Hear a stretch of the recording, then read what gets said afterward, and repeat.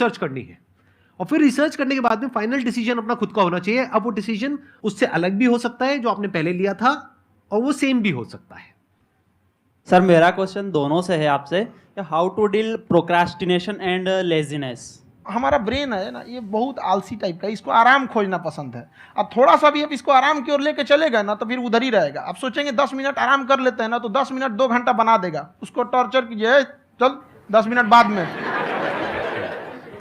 उसको आप उस पर हावी में, वो कह रहा है कि हमको आराम चाहिए, आपको हाँ आराम मिलेगा, पहले काम फिर मिलेगा आराम।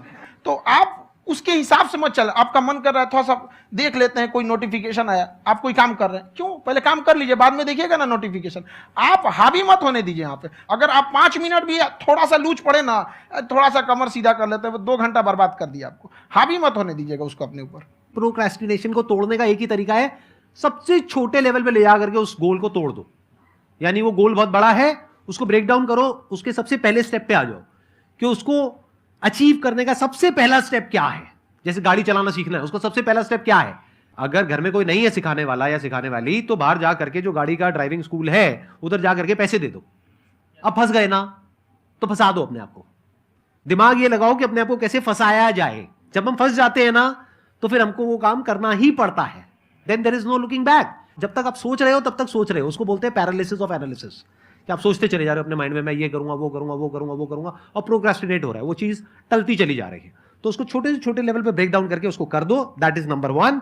और जैसे ही करना शुरू करते हो, कोशिश करो कि उसको जब तक कि आप सही से नहीं कर लेते हो उसको छोड़ना नहीं है, तो आपकी लेजीनेस भी खत्म हो जाएगी। कई लोगों को तो हमने देखा है जो सप्ताह में कुछ भी नहीं करता, वो भी संडे को आराम कर रहा है।